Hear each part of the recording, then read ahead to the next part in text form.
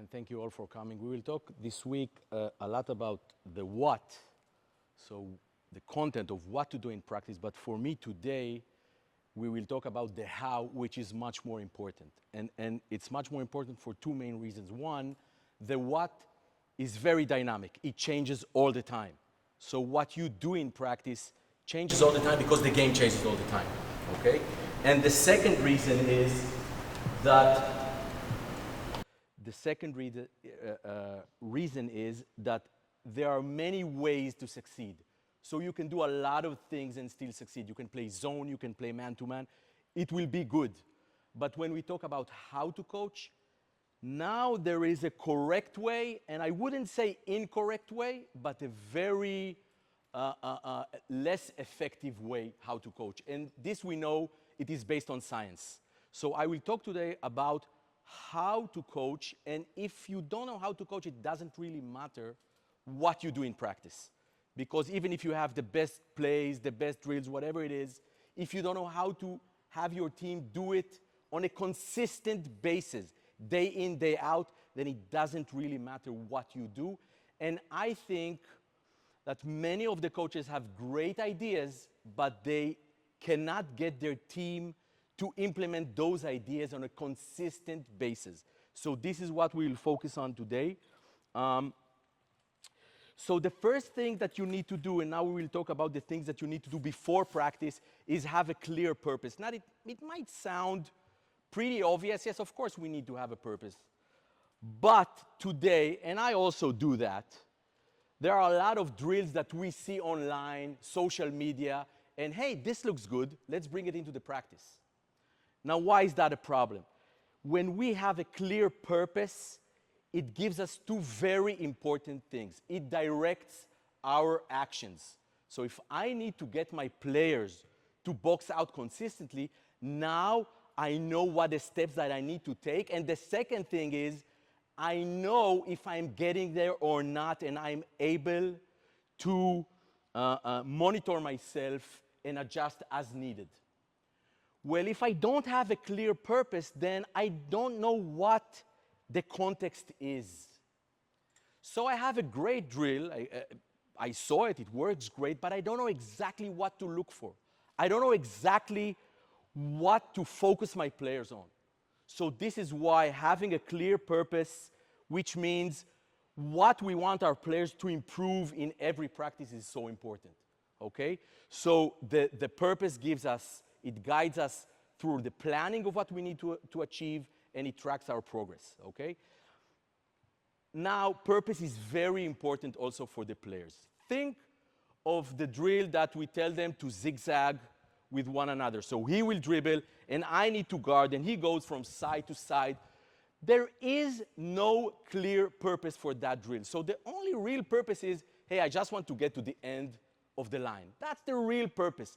Now, there is what we call the law of least effort, which says that human beings are lazy.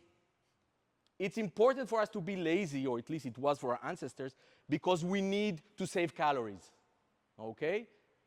Through the days that there wasn't much to eat. So if this is the drill, the players will do the least effort possible just to succeed in this drill, because there isn't a real intention. What am I supposed to achieve here? What am I supposed to achieve? Now think of the other thing. Let's say we do the same zigzag drill, but I tell the defensive players, I want you to turn this guy 3 times at least till he gets to half court. So make him switch hands at least 3 times. Now let's think of the player. What is going on in his mind? Okay, now we can try new things. I didn't explain exactly how to do it. I just gave him a clear purpose. Now he will start trying new things. Maybe I'll do this. Maybe I'll do that. And he's able to monitor his progress. Because now he sees, hey, this is working, this is not working. So this is why it is so important to have a clear purpose for ourselves, and as important for the players as well, okay? So the first thing is we need to make sure we have a clear purpose before every practice. Hey, what do we want to achieve today? What do we want our players to do better at the end of those 90 minutes? So we have a clear purpose. Now, how do we choose this purpose? One of our most important roles is to have priorities and to set priorities, because there are countless elements during the game, countless, okay? There are screens and there are cuts and there are zone defenses and pick and roll and off-ball screens, so everything is there, okay? And if we try to cover everything, we will get nothing on a consistent basis. We will see some occasional things that we've worked on. It's going to be by chance. It's not going to be because we did a great work. And we are extremely bad, human beings, at causality, at finding the reasons for what's happening. So we will say, and you will see later when we'll talk about feedback, why when that happens we think, hey, we're doing a great job. You will see in a little bit why when we do something, we're trying to cover everything, and then we see something that is going great, you will see how it's a very bad teaching point that happens to us. And it makes us feel that if we cover everything, it's great, but essentially it's not. It's very bad. Okay, so if we try to do everything, we end up doing nothing at all, and we will talk about it more in the focus section. So how do we determine the priorities? Rule of thumb is pretty easy. It's pretty simple. It needs to be something that happens frequently during games.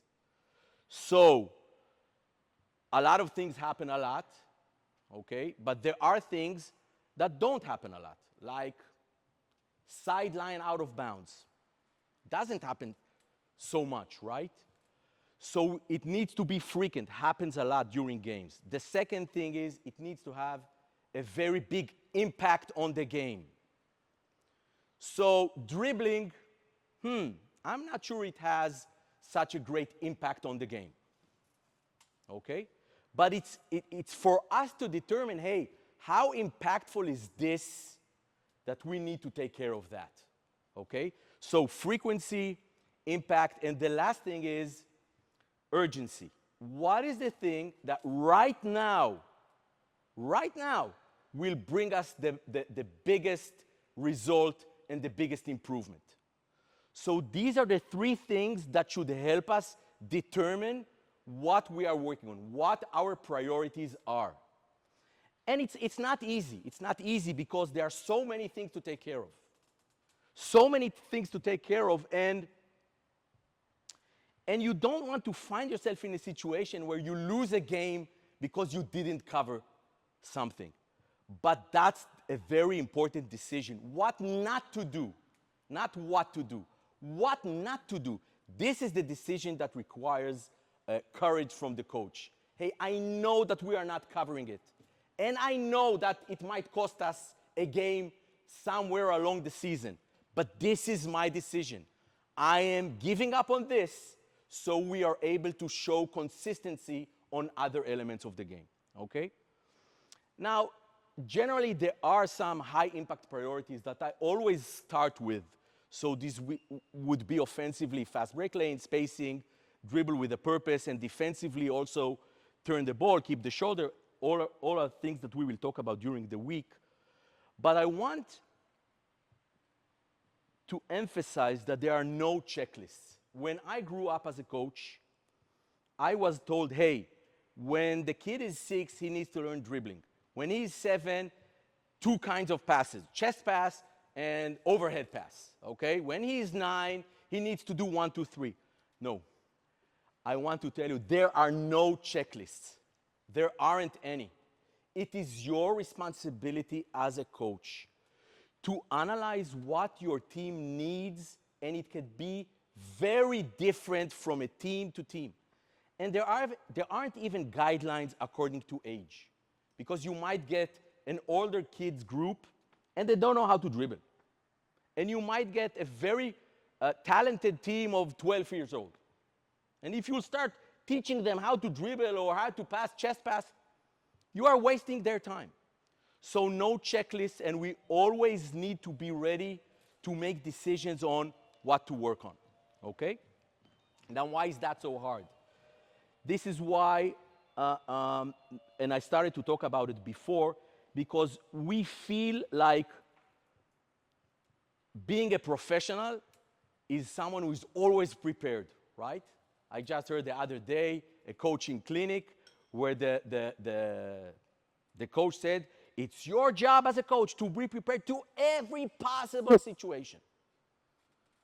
This is what professionalism is all about. Now, this is true, but it's true only for yourself as coaches.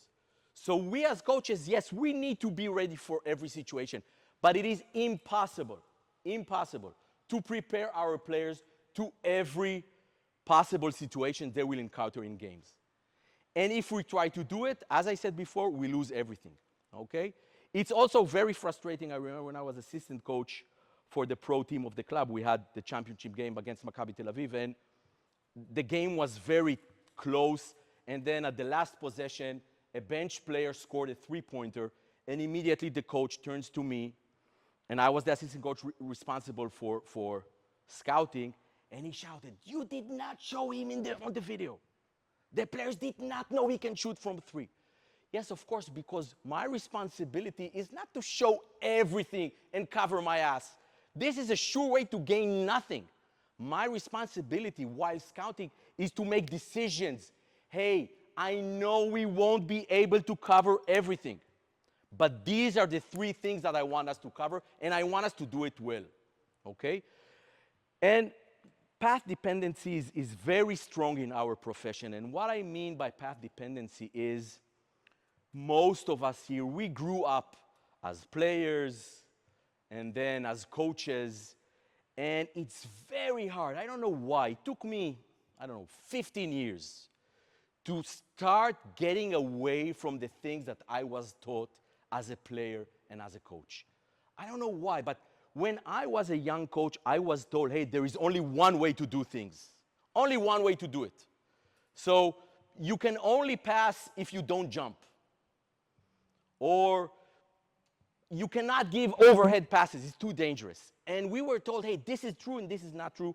And it's very hard to get out of it, and we will meet that when we will talk about representative repetitions, but we need to know that things that we did in the past and we heard in the past aren't necessarily true.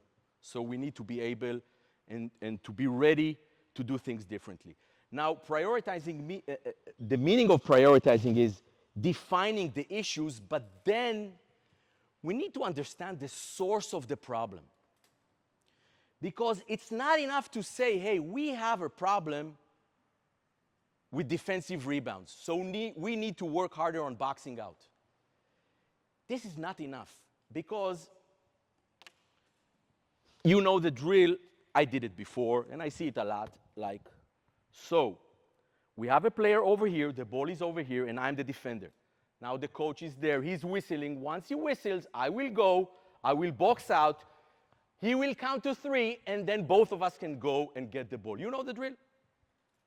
You all know it, right? I did it a lot. I was very happy when I did it. I thought it's great. Hey, I'm working on boxing out, right? But is this the source of the problem? Is this why we're not getting rebounds? Or maybe the instinct of the players immediately when a shot is taken to go to the rim, that's the problem? And if it's that's the problem, then what does this drill help me with?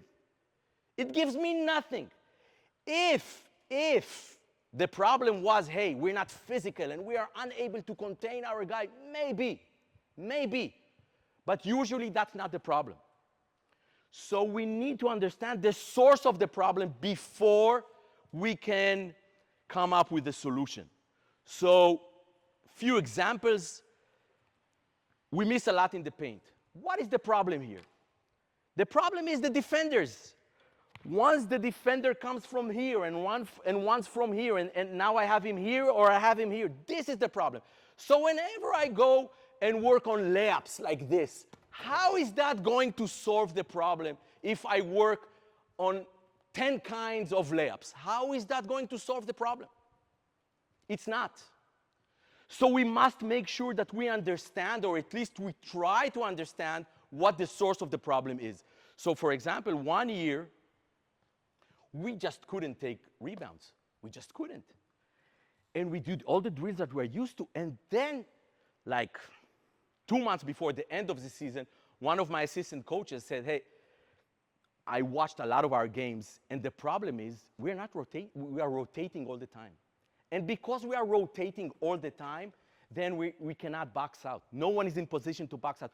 So the problem wasn't even about boxing out. It was about the fact that we were losing our guys all the time on defense, and we had to bring rotations. So if you don't understand the source of the problem, how can you devise the right solution? So that's a critical thing to think of, okay? So before the practice, we need to have a clear purpose of what we want to achieve. We need to be sure that we are prioritizing what matters most, which is frequency, impact, and urgency. And we need to target the root cause of the problem. Why is that happening? And it's not enough. This is what commentators do. They can say, hey, they are not boxing out. Oh, they can't get the rebound. That's a commentator remark. A coach should understand why we are not getting the rebounds. And then he can work on the solution.